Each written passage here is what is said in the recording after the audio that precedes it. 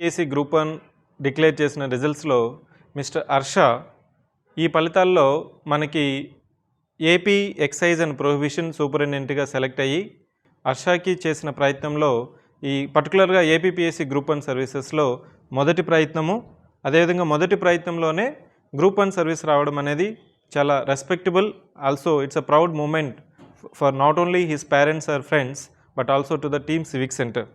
So ఈ కంటెక్స్ట్లో నేను హర్షని తన యొక్క ప్రయాణం ఎలా జరిగింది, ప్రిపరేషన్ ఏ విధంగా స్టార్ట్ చేశాడు, ప్రిలిమ్స్కి ఏ విధంగా ప్రిపేర్ అయ్యాడు, మెయిన్స్కి ఏ విధంగా ప్రిపేర్ అయ్యాడు, ఆ 2 స్టేజెస్ దాటుకొని మనకి ఫైనల్ స్టేజ్ ఇంటర్వ్యూకి ఏ విధంగా క్వశ్చన్స్ అడిగాయి, ఈ ప్రెజర్ని అంతా తను ఎలా హ్యాండిల్ చేశాడు అనేది తన మాటల్లోనే పంచుకోవాల్సినదిగా I am requesting mister Harsha. First of all చాలా థ్యాంక్ యూ సార్ మీకు. First of all thanks to team civic centre, ముఖ్యంగా Venkat sir and Venkatesh sir and other staff. ఎందుకు అంటే ఇది 3 అంచెల్లో చేశారు ఇంటర్వ్యూ పర్సనాలిటీ టెస్ట్ అనేది. ఫస్ట్ 1-to-1 చేసి ఇండివిజువల్గా చేసి, నెక్స్ట్ లెవెల్లో ఒక మినీ ప్యానెల్ పెట్టి, అండ్ థర్డ్ లెవెల్లో ప్రొఫెషనల్గా తీసుకొని వెళ్ళారు.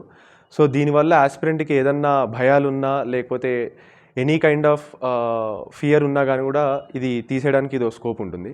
బికాస్ ఇంటర్వ్యూ అనేది ఒక personality test, it's not about the knowledge.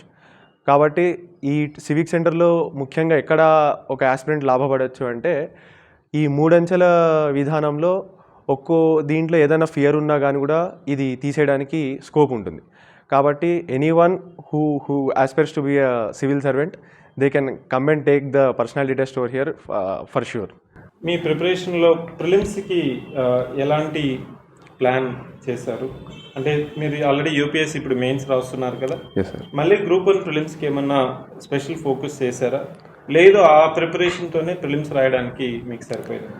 Sir first of all UPSC preparation it will be more than enough APPSC ప్రిలిమ్స్కి. Because APPSC prelims is equivalent to UPSC prelims స్థాయికి తీసుకొచ్చేసారు ఇప్పుడైతే.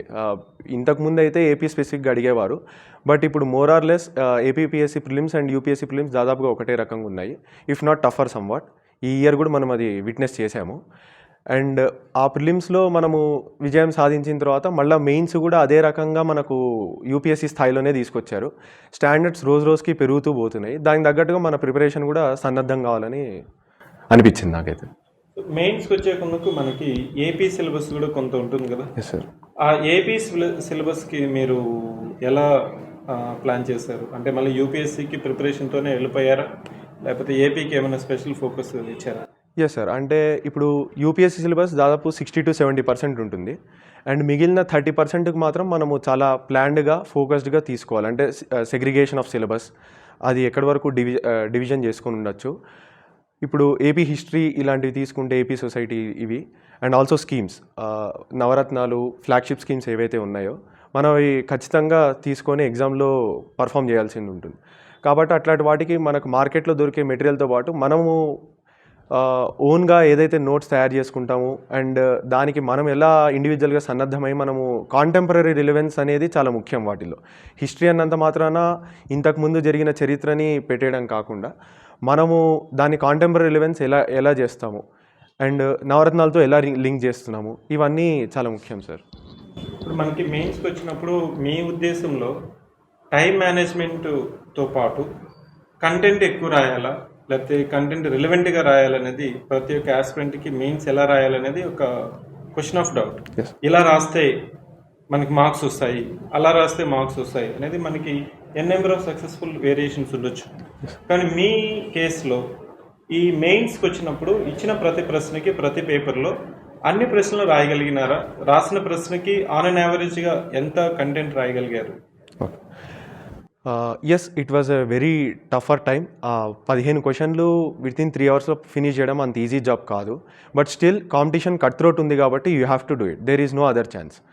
కాబట్టి ఆ ప్రిపరేషన్ టైం ఏదైతే మనం ముందుగా ఆన్సర్ రైటింగ్ ప్రాక్టీస్ అనేది చాలా ముఖ్యము. ఏది చేయకుండా డైరెక్ట్గా వచ్చి ఆన్సర్ రైటింగ్ అక్కడ చేస్తామంటే కాదు. ఎందుకంటే 44 పేజెస్ బుక్లెట్ ఉంటుంది ఏపీపీఎస్సీకి, అండ్ రూల్డ్ బుక్లెట్. ఒక్కొక్క పేజ్లో 150 to 180 వర్డ్స్ ఫిట్ ఇన్ అయ్యేలాగా ఉంటుంది. కాబట్టి ఆ 15 questions satisfying until 30 pages 35 pages it is not an easy job. So exhaustive answer writing practice with quality and quantity both are important, sir. It is not about only quantity or quality, because people who have written 35 pages have also got selected, and people who have written 25 pages also got selected. It is about the balance between quality and quantity. So దాన్ని base చేసుకొని మనం రాస్తే కనుక ఖచ్చితంగా selection అనేది guarantee ఉంటుంది sir. మనకి యూపీఎస్సీలో అయితే మనకి డయాగ్రామాటిక్ రిప్రజెంటేషన్ చేస్తాము, టేబుల్స్ వేస్తాము, line diagram, tables, even the mind maps అనేది మనకి యూపీఎస్సీలో ఎస్టాబ్లిష్డ్ సక్సెస్ మంత్ర అనేది మనకి తెలిసిన సూత్రమే. అదే సూత్రాన్ని మీరు ఇక్కడ గ్రూప్ 1 మెయిన్స్లో కూడా ఏమన్నా ఇంటిగ్రేట్ చేశారా? Yes sir. ఇది ఇండియా మ్యాప్స్, డయాగ్రామ్స్ ఇవన్నీ కూడా వేయచ్చు. No problem in putting diagrams. ఎందుకంటే ఫర్ ఎగ్జాంపుల్ ఒక question Visakha Chennai industrial development corridor గురించి క్వశ్చన్ అడిగినప్పుడు మనకు లిమిటెడ్ నాలెడ్జ్ ఉన్నా కానీ కూడా మనం ఎన్హాన్స్ చేయాలి క్వాలిటీ ఆఫ్ ద ఆన్సర్ని.